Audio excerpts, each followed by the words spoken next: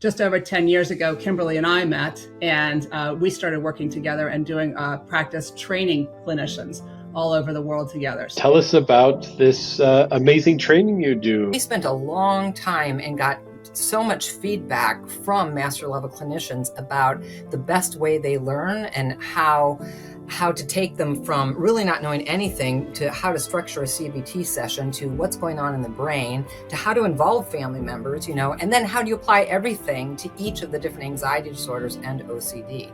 I want to make sure that we're also speaking to the people who are sufferers who are listening to this, because I want to always acknowledge how hard that is. What a difficult place that is. Kimberly and I have years and decades of experience doing this, and it's still hard for us. One of the things that I would say Kimberly and I have applied the most successfully lessons of ERP to our lives is take a step. You don't have to take every step, but take a step. Do something. You don't have to do everything to do something, and then you'll see where it takes you next.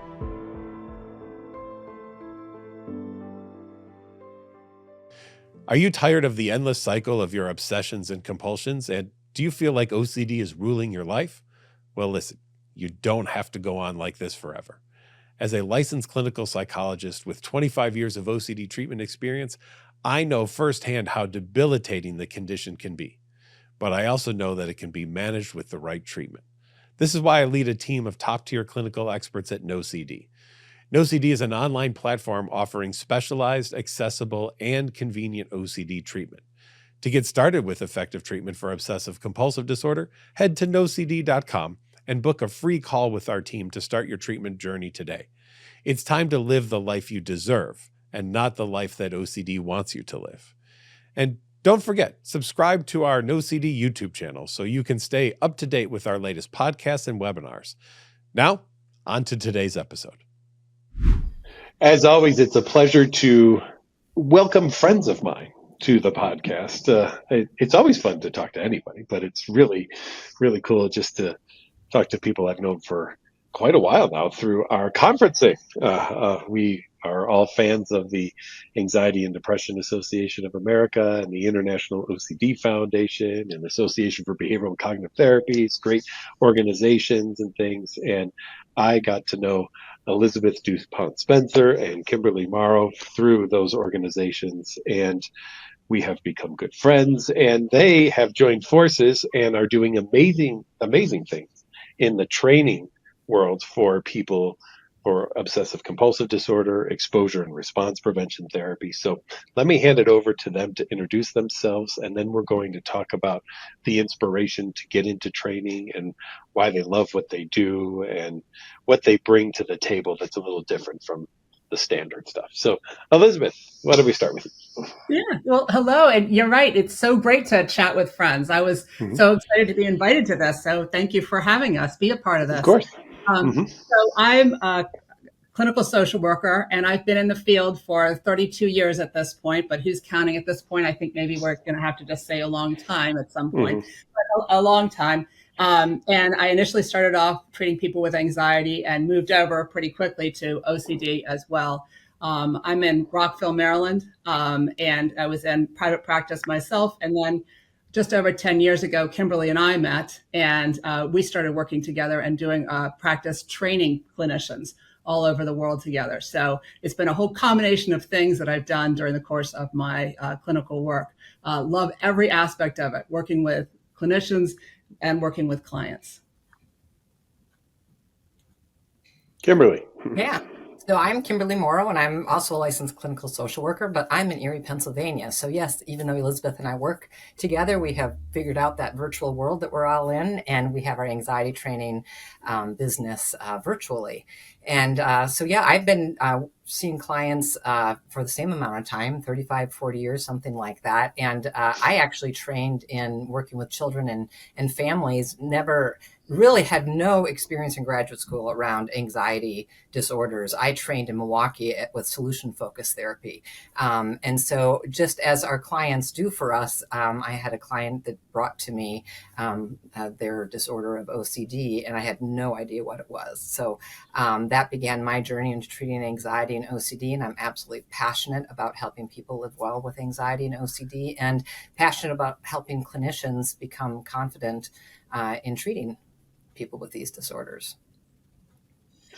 Awesome. And you go from maybe a patient that you're seeing having to figure this out. What is it? What were, for the two of you, your initial trainings in this? And maybe this is a fun question for beginning therapists as they're watching this. When did you feel like you actually knew what you were doing? Elizabeth, you want to go first? Yeah. So the training that I had was all on the ground training was what I had getting into this. There was no formal training that I was able to access at the time that I was becoming a therapist. I had wonderful, wonderful mentors and supervisors, and they were fantastic, but it was very much of a, here you go, here's a client, let's get started with this, and bring it back and let's see how it goes. I did have a background, more so than Kimberly, of learning about this over time, ERP being this over time. So it was not foreign to me. In fact, it was really what I was passionate about when I went to graduate school. But in graduate school, I learned absolutely nothing about ERP. Graduate school for me was a place to learn all kinds of other things and to get my licensure, frankly. But it was not where I got my training in ERP. That is not what master's clinicians come out learning, in my experience. So it was on the ground training that I got. Awesome. Yeah, and for me, I was working in an inpatient psychiatric unit for children, and an adolescent came into our unit, and this was many years ago now, 35 years ago, and we didn't understand this at the time, but this person just kept spinning round and round and round and was in complete distress and couldn't explain to us what was going on, and we hospitalized them, and the team diagnosed them with a psychotic disorder and put them on antipsychotics. And I was like, I just know this isn't, I didn't know much at that point, but I knew it wasn't a psychotic disorder. And that got me trying to research. And eventually they told me that they had gotten a sexual obsession when they were in school about their teacher. And as long as they didn't look at their teacher, the thought wouldn't come up. But then every time they, looked at their teacher, it came up. So they learned to spin, right? Brilliant. As long as I spin, I can't look at my teacher and get that sexual obsession. And so that led me, at that time, it was the Obsessive Compulsive Foundation. And they had just started the behavior therapy training institutes. And so I was one of the first people who graduated from that intensive training on OCD. And it was one of the best things that I did. And I was like, I can't wait to bring this back and share it. And so I did. I worked with that client with this. We got her off the antipsychotics, and I'm still in touch with them today, and they're doing well. So, and that's how I got going. And in terms of how long did it take me to get comfortable, when I was doing my training, you get a mentor who has been doing this work for some time, and mine was Karen Cassidy. And so the three of us know her very, very well. And anyways, I would call her up. I would, be like, I don't know what to do. Help me. This is the compulsion or this is the obsession. And I know I've learned this, but tell me again. And she would answer the phone at 9:00 at night, taking care of her children. And she got me where it's like, okay, I think I do know what I'm doing. But, to this day, Elizabeth and I call each other up and we're like, I really need some help. So I just want everyone to know that, we're all in this learning process together, working towards helping our clients live a full life. Yeah, I didn't answer that second part. You are so right. It is just something that is an ongoing experience, because every single client is new to us and has a new range of things and brings a new range of things up for us and new challenges. I think, to me, that's the exciting part about this kind of work, is it's always fresh. It's always new. Yeah, if you've met one person with OCD, you've met one person with OCD, right? Because there's thousands and thousands of different iterations, even with the same obsession, or even if it's the same compulsion, there's still so many unique factors that come along with the experience. Great. I think one of the things that's interesting for today is we hear from people who have OCD on this podcast when they talk about what their life was like. But what's it like for the two of you on the clinician side when you're working with somebody and they have that aha experience and ERP kicks in and their life just starts to soar. I'd love to hear it from that end of it instead of just the person who's experienced it. Because I'll say I know for me what a rush it is when people start to live the life they want to live and not the life that OCD wants them to live. Right? Right? It's incredible what happens for people when they start to live that life, that new life, when they start to see things differently. I had the experience last year where I had a woman with contamination OCD who I was working with, and she realized that she was sticking in her job. She was of retirement age, but she was sticking with her job because it was safe. Like, she knew the routine, she knew everything, and she was scared of what retirement and all the possibilities might be. And getting better, she was managed to retire, which, like, that was a very good thing, a very positive thing in her life. And then she went on a cruise to Greenland, which that was something she'd always wanted to do. And then again, this is a woman who had contamination OCD. Then she went for a month to Thailand. I was like, what? This is incredible. Like, what is going on? So yes, it is incredible to see what can happen to people.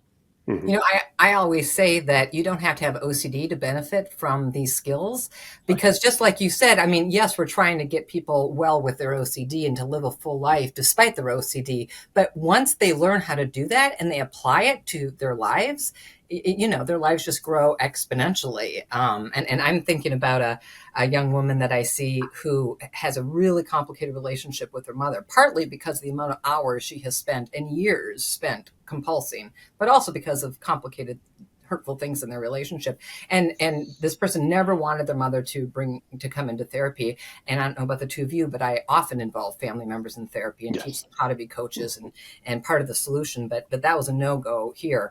And so we went to work on helping this person get well.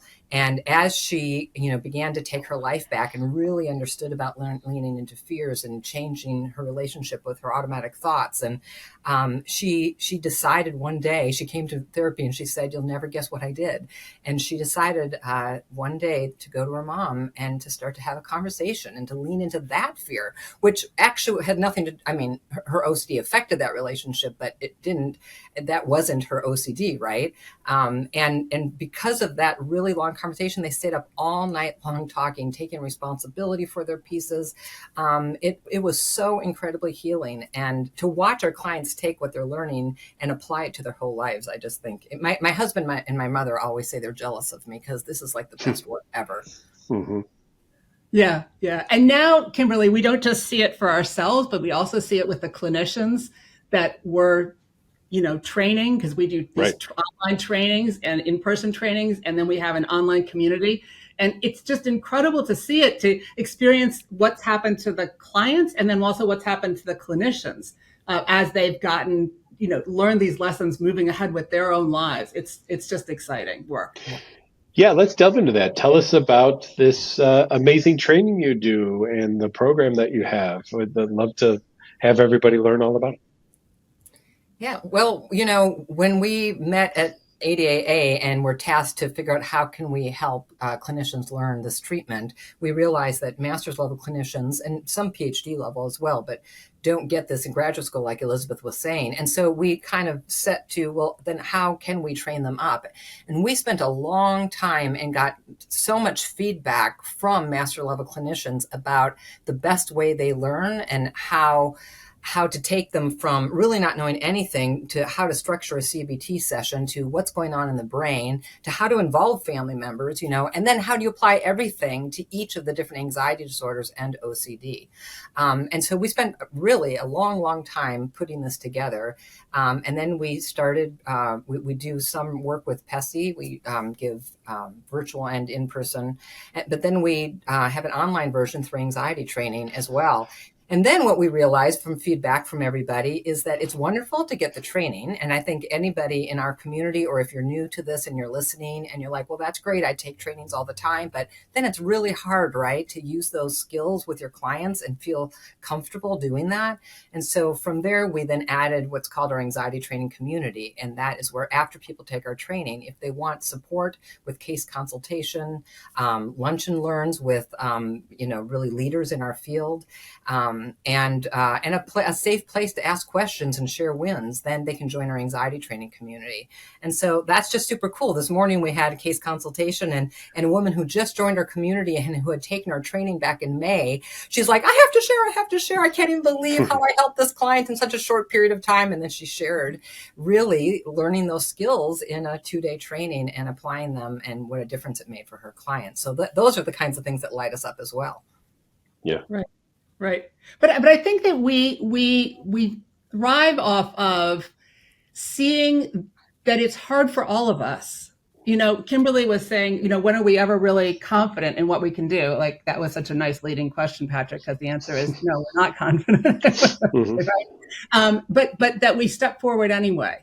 We step forward anyway with, let's see what we can do next. And I want to make sure that we're also speaking to the people who are sufferers who are listening to this, because I want to always acknowledge how hard that is. What a difficult place that is. Kimberly and I have years and decades of experience doing this, and it's still hard for us at times in our own lives.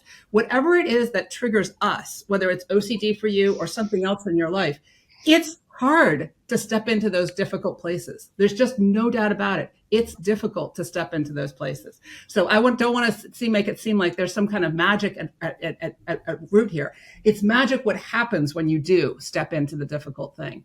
But the stepping in itself is very difficult. It's always difficult. My favorite Irish phrase is, only an Irish person can tell you to go to hell and make you look forward to the journey. And that's how I think about ERP in some ways. We're going to ask you to do some really difficult things, and we're going to motivate you to do it and get you excited about it, because it's the thing that's going to get you to what you want, right? And so, I had a client once tell me that we were just about to practice an exposure together. And one of the things we teach in our training is how important it is to do in vivo exposure, where you're actually practicing it with your client, so you can kind of see, do they really understand how to do an exposure? Anyways, just as she was going into the exposure, she said, Kimberly, I have to tell you what this is like for me. And she's like, it's like you're literally asking me to walk into fire right now. Yeah. She says, I feel the heat. I feel like I am about to die, and you're asking me to go into that. And I think, allowing our clients to share what that is like, and then to find our way into it anyways. Yeah. It's, I agree with you, what you said earlier, Kimberly. I don't know if something that would be more rewarding than what we do in many ways, right? It's just the honor that people give us to open up to us and allow us into their lives is amazing. Absolutely. Yeah. So the trainings, and first of all, where would people find your trainings, and what are the levels? What do you have available? What's we have on? Our training, anxietytraining.com is our website. And we have trainings for clinicians. It's a 12-hour training is our main training that we have for clinicians. And as Kimberly said, once you've taken that 12-hour training, you're eligible to join the anxiety training community if you would like to get more support. We also have a class for sufferers called Mastering Anxiety. And so if you're listening to this and you have anxiety or OCD yourself, that is something that would be available to you. And we so encourage and welcome any of you who are listening to us to join any part of this, that we have a coupon code.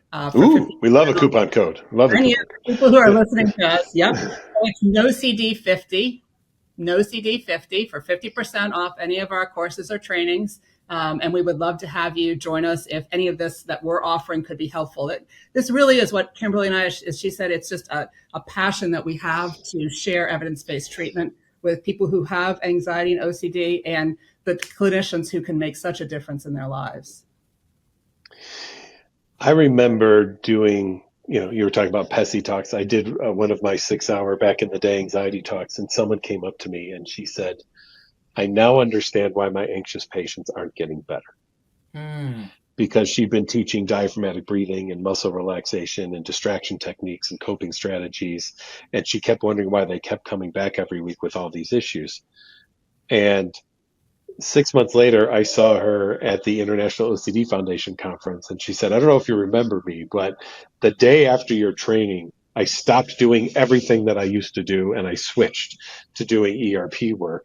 and people finally got better, right? Right. And I know you two see that all of the time as well, right? All the time. Not only do we get to, celebrate the wins with our clients, but then we get to celebrate the wins with clinicians who are having it Yeah. with their clients. Like honestly, this doesn't get better. And I want to echo what Elizabeth was saying before is as happy and excited as all of you see us being, this is hard work. And it's scary for clinicians, and it's even scary for Elizabeth and us. Okay. I mean, developing the training, but taking you through it. And every time we come to consultation and we're like, ooh, do we really know how to help this clinician help their client?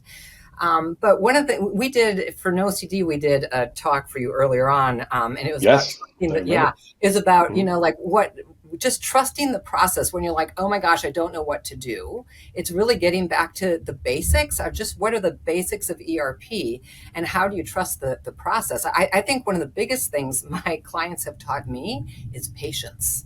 Because I am an outcome kind of gal. I love people getting better. I love those wins.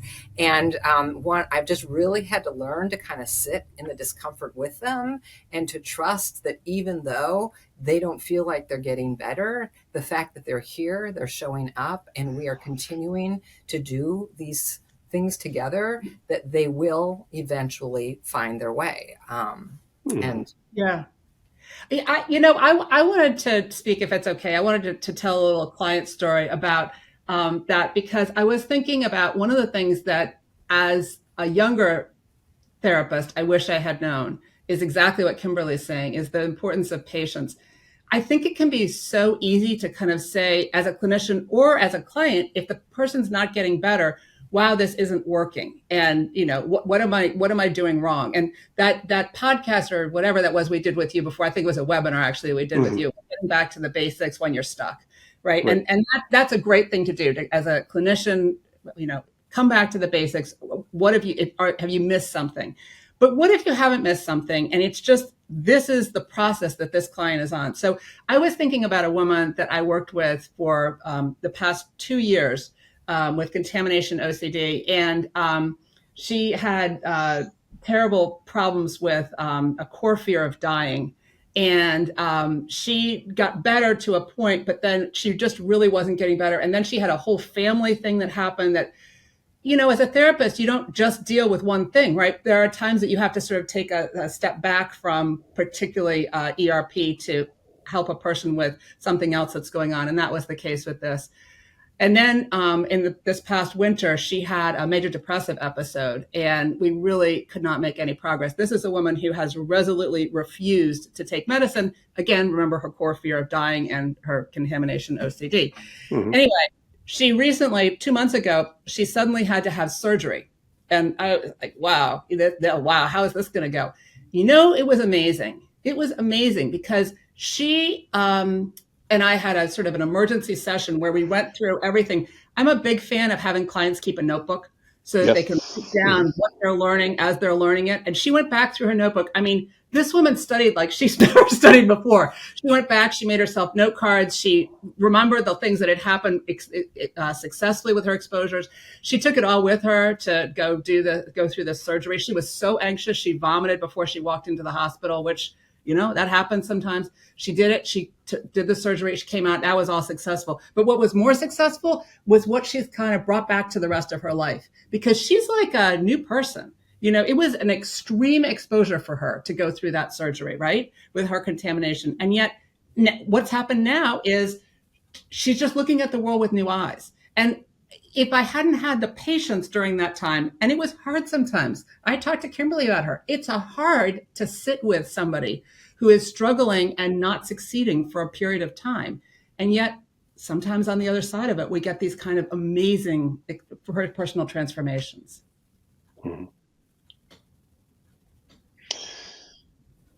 And for the clinicians you're training, I'm sure they share these stories in your consultation groups too, right? And how, like you said earlier, Kimberly, how excited people are.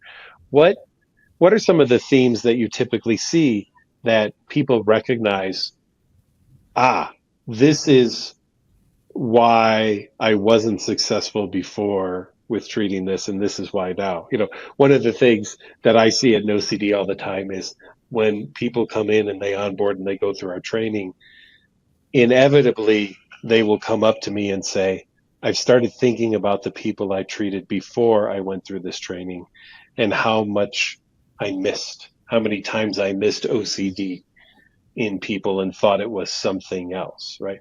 So I know that that's a very common theme, and I'm sure you hear that too. But what else do you hear from the people that you're training? You literally just took my answer, because that is an Oh, I'm sorry.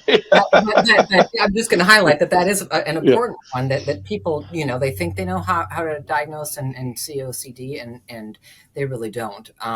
So once people get that far, that's really helpful. Elizabeth, are you thinking while we're talking? What else do we see? Yeah. I mean, there are all kinds of things that any of us can do. I think back to your impatience, Kimberly, and the impatience that we can all feel when we see a client and they have we diagnose a particular form of OCD. We know what kind of exposures we're going to need to do, and it can be we can rush too fast. Mm-hmm. I would say that's another thing that I think can happen. I think we can rush too fast. I really think that what Kimberly's talking about giving the client that opportunity to talk as they're moving into the exposure, being there with them, doing it in vivo, and hearing what they're saying about it is such an important part of the treatment. It's not just about white knuckling it through the most extreme exposure. It's about what does that client learn from the exposure. And to me, that is the important thing that clinicians need to understand in order to be successful. Yeah. Yeah. I love the eye-opening experience. I also have found it fascinating to watch people struggle with, but eventually really work on giving up providing safety behaviors to the people that they're working with. I've seen maybe another transformation, I don't know if you've seen this too, is believing that people that we're working with can handle more than we've given them credit for. Right. Mm-hmm. I think of that spun glass theory of the mind, right? That the brain is so fragile that it can't handle stress, and we've got to hold it with kid gloves. And I say no. I mean, it's amazing the stressors that we can handle, but OCD throws in doubts at us about whether or not we can actually handle them. Yeah. And, I find that clinicians are no different than our clients or their family members, right? Like everybody is connecting to their fear. What if I don't know enough to help this client? And what if this client isn't capable of doing what we're asking them to do? And when they engage in their own fear thinking, they're going to do a smaller version of this therapy. And so I agree with you. That's really transformational, is when clinicians get brave enough to really believe this and go through it, take them. And the in vivo, that's another thing. Clinicians usually do a lot of talking in therapy. And even if they've learned, oh yes, you have to practice it, so they give them homework, they haven't considered that you actually have to be doing those action steps in your therapy sessions. And that's a game changer too, because then you get to see, how the client is setting it up and what's happening. Are they white knuckling it, or are they, really welcoming it? So those are really important things too. And then that last one with story. Go ahead. Sorry, you have a great story to tell about this. You have that kid with the peanut butter.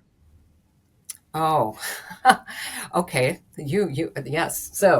So there's a young child, a 6-year-old, who comes into my office with his 8-year-old brother and his mother. And this child has a fear of dying. And every time he goes to bed, he imagines how he's going to die in great detail. And by the time the family gets to me, the entire family has stopped any TV shows that have anything to do with death. They've taken all the knives out of the house.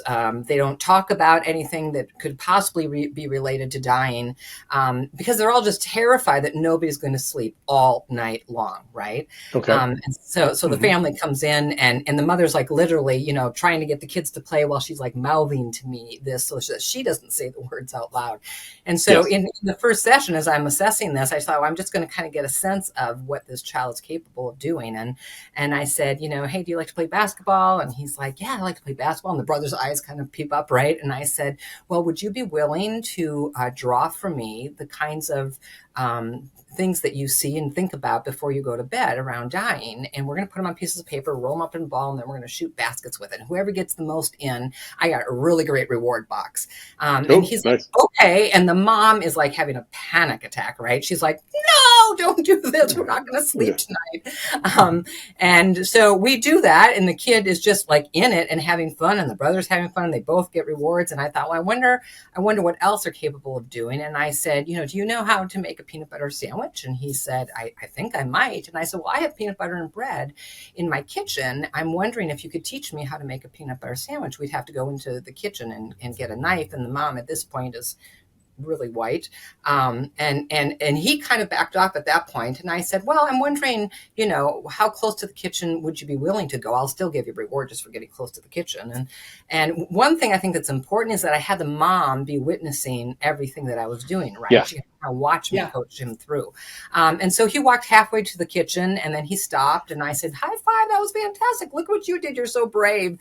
And then the brother said, if I go with and make a sandwich, can I get another reward? So the brother was actually very helpful in being in there, And so the two of them together walked to my kitchen, got the knife out of the drawer and made a peanut butter sandwich for me. And so then after that, one of the things I love, and I really highlight this with clinicians, is what we call post-exposure processing, is being able to talk about, like, what did they all learn about that, right? Like, what did the mom learn? And one of the things she said was that he is more capable than I have been giving him credit for, right? Which is what you're talking about. And the boy was like, he was just enjoying this and having fun. And he didn't realize that if you can change the emotion with it, then it doesn't feel so scary. So anyways, we scheduled another point for, I think it was 2 weeks away because I had no openings. Normally I would see people weekly. And the mother called about 10 days later and she said, I think I'm going to cancel the appointment. He slept like a baby and he hasn't mentioned the fears since. Now, it doesn't always go that easy, but there's a lot you can teach in one session when you're doing practice with everybody present. Yeah, it's amazing, isn't it? It is. It's amazing. It's amazing what a difference it can make to have that different attitude, to just have that shift. I contend, love your opinion on this, that everything is ERP. If you learned how to ride a bicycle, you did a version of ERP. You exposed yourself to a big wheel, then a tricycle, then a bike with training wheels, then a parent holding you, then letting go, and then you fell. And at that point, you could have said, well, that sucked. I'm never doing that again. Or you get back up and you try it again, right? So you're being exposed to stressors, and you could close your eyes and do some diaphragmatic breathing to visualize yourself on a beach while riding a bike, but you're going to run into a tree if you do that. So it's best if you don't do those things and you just allow for the discomfort and learn how to handle it, right? So I've always pushed the idea that no one's gotten through life without doing the principles of exposure and response prevention therapy.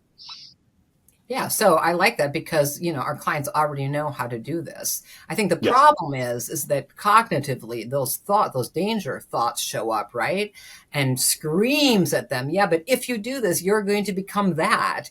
And that's then the part that makes them, think, is this ridiculous or not? And I also think it's, for whether you're a clinician learning how to do this or you're a sufferer, it can get confusing sometimes, like, oh, well, I don't really know. And so then it's hard to kind of decide which should I do. I often, as my clients are getting well and we're kind of developing the wellness formula, is I say, choose the harder thing. What would be the harder thing? Because you will always learn and grow if you do that versus having the habit of doing the easier thing or avoiding. Mm-hmm. However, that's also one of the hardest things for anyone to do who has OCD, is to choose the harder thing. Well, I think it's the difficult thing for all of us. I mean, it's the difficult thing for all of us with anything. Learning to ride a bike on up, it's difficult. How do we decide to do that difficult thing? And I think one of the things that's a little different about, I had to think about your comment, but I think it's a little different. Part of what's difficult about OCD or anxiety is it takes us out of what most people can do.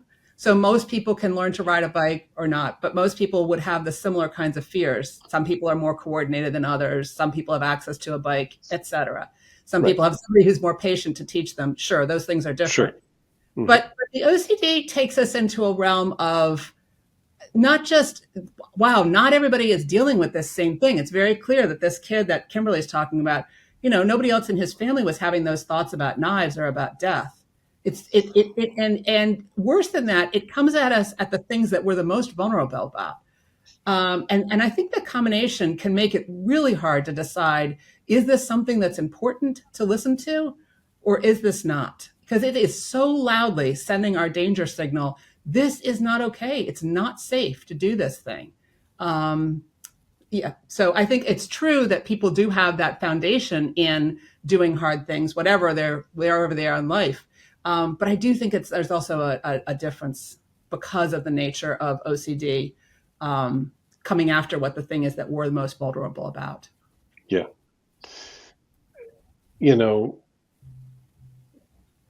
We also have to really become a cheerleader, right, to the people that we're working with. Like you were saying, Kimberly, celebrating, sending maybe the in-person or the virtual high five and things. And some people, I'm assuming in the trainings you've done, might come from theories of psychology, which is you don't share information about yourself and you're more of a blank slate. How do you work with people who come from that kind of background and get them to be more themselves in a therapy session and more showing of emotion and cheerleading and things like that? Yeah, well, to me, it's really the same work we do with clients, right? Which is like, this isn't comfortable for me. This isn't what I was taught. What if this is wrong, right? And just really kind of holding space for those concerns, and then modeling and sharing what it might look like, asking them to do an experiment to see, well, what would happen if you shared or if you did something different. Because you're right, Patrick, sometimes what a therapy session looks like for us is so completely different. We're high-fiving, we're hugging people, we're going outside, we're sticking our hands in toilets, we're doing all kinds of things that does not go along with our training. And so, to me, it's just letting the clinician have a safe place. And that's one of the things we really work hard at in our anxiety training community, to say, I know you both do it this way, but that's just so not what I've been taught or that I'm comfortable with. And then we let them be with that, and then see, well, what is one small thing they would be willing to do differently? No different than I would talk with a client. Exactly.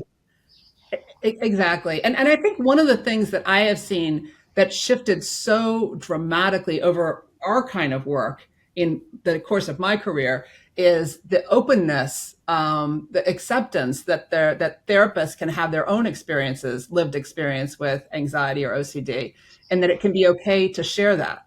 And I'm not talking about, his clinicians will always ask me, like, you tell everybody something about yourself. And I said, no, but I'm saying in judicious ways, that's a part of what we're now able to talk to our clients about. And I think that's a big change. You've seen this too, Patrick, over the course of our careers. That's been a huge change in what's happened. And I think one of the things that's so important about that is, again, it destigmatizes the problem. It used to be way too much of those people who have this problem and we, the professionals who have the solution.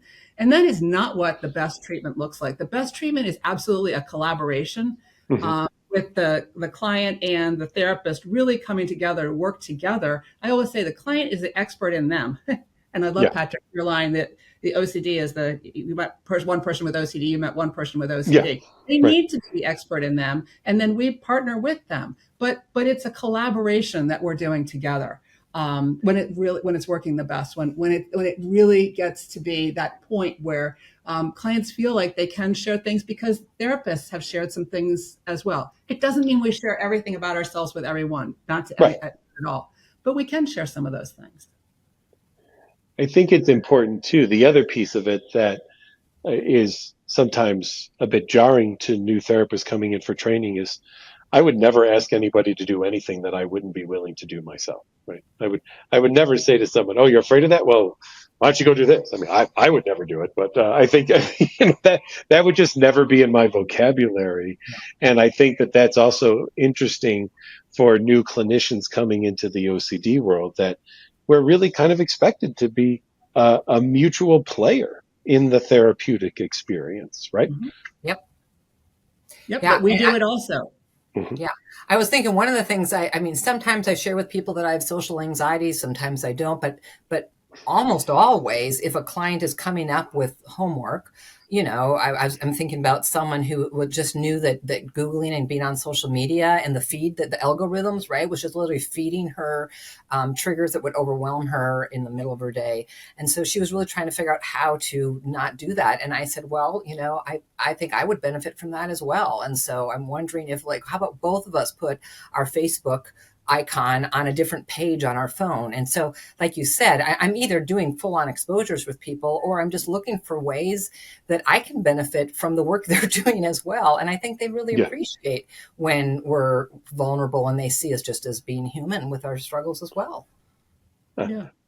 I laugh when you say we can benefit, because I've actually enjoyed people who are afraid to use knives or do cooking things, because I just make dinner with them in session. I just bring my laptop into my kitchen and I set it up at the counter. I'm chopping vegetables and I'm having them do it too. It's like, not only was this a therapy session, but I got a dinner out of it. This was wonderful. It was great. So I love that I can be me. Yes, ERP, but I think right? sometimes when therapists who are new to understanding about ERP, they try to overcomplicate what an exposure would look like. Yeah. And that's such a great example of, it doesn't have to be overly complicated. People like, where do I find the lists of how to do? Well, no, you start with the client. What are the client's fears? What's going on with them? What's their core fear? And then we just build it from there. But it can be something as simple as exactly using our knives to make dinner. Yeah, and we don't ever have to go against our clients' values. I think that's another No. thing clinicians have, right? Is like, what am I going to have to ask them to do? Nothing. Just live their life in a way that they value, because they're not, right? OCD is getting them not to do that. So I think there's a lot, we should do one on, maybe you have already, on the myths of ERP, because I think there are things that make people afraid to do it, and that just isn't the way I do ERP. Right. Yeah. So let's just maybe prequel that. What do you think some of the myths are? I mean, one that I can think of right off the bat is, I'm going to have to stick my face in the toilet and drink the water or something like that. It's like, well, I would never do that, so I would never ask anybody else to do that. I mean, I see no reason for something like that, right? Yeah. Another one is going to be, I have to talk about the content of my OCD. I'm going to have to tell everybody what's going on in my head. Yeah. Not necessary to tell everybody in the world, right? I think another myth is that it's cold and mechanical, and you just have to go through a whole series of rote steps about something. So there isn't a chance for clients to have a say in what's going on. Yeah. Or that we just follow a manual, right? And we turn the page, and now page 7 says to do this, so that's what we must do is do that. It's like, we're guided by things, but we're not controlled by them, right? Absolutely. Yeah, right. And then I'm going to be told, this is from the client side, but I'm going to be told what I have to do, whereas good therapy is where the client decides what they're going to do, what they're willing to do. And that's what we really tune into. And we can take it as small. That's another thing is, people think of exposure therapy as these big exposures. We can take it as small as we need to. I had a client who absolutely could not talk about what was happening, what kinds of theme or thoughts he was having around his OCD. And literally the only thing he could do was he went to his car to leave. And I said, well, once you're in your car, could you text me the first word of your obsession? And he said, I can do that. And that's what started. Excellent. So, so I just think that, people don't necessarily know that we have lots of ways. Yeah. We also don't make anybody do anything. No, we don't. And again, we recognize how terrifying it is. Right. How terrifying it is to get started with any of this work. Yeah. Well, there are people out there who are considering making this a specialty or getting some training. What's the advice that you have from them? A, about how to get it, which through your course is wonderful, by the way. But B, just what would you say that would help someone just kind of push them over that edge of decision making of it's time to do it? Well, I think the thing that's a winner for me is like if you want to really see that clients can go from like, living such a small life to living a big life, and you want to be a part of that journey, and sometimes a very short period of time, and sometimes it takes years, but just being able to be like, oh my gosh, I got to be a part of that. So I just think that this type of therapy is just so rewarding on so many levels. Yeah. Yeah. And I would add to that just like with our clients, many clinicians, you've spent years getting training. You've spent years learning a particular way of doing this kind of work. And you may, like our clients, be having the same feeling of, I'm not ready to do that. And I would like to suggest that one of the things that I would say Kimberly and I have applied the most successfully lessons of ERP to our lives is take a step. Take a step. You don't have to take every step, but take a step. So if you have been intrigued by this podcast and you're thinking, whoa, I could get some more training about that, do it. Do something. You don't have to do everything to do something. And then you'll see where it takes you next after that. Yeah, and just tune in, listen. Is it something that's lighting you up or not? And trust yourself to make those decisions. But I think I also just want to add that the OCD community, both the people, the sufferers and the clinicians, and sometimes they're both, right? It's such a special community, right? Yeah.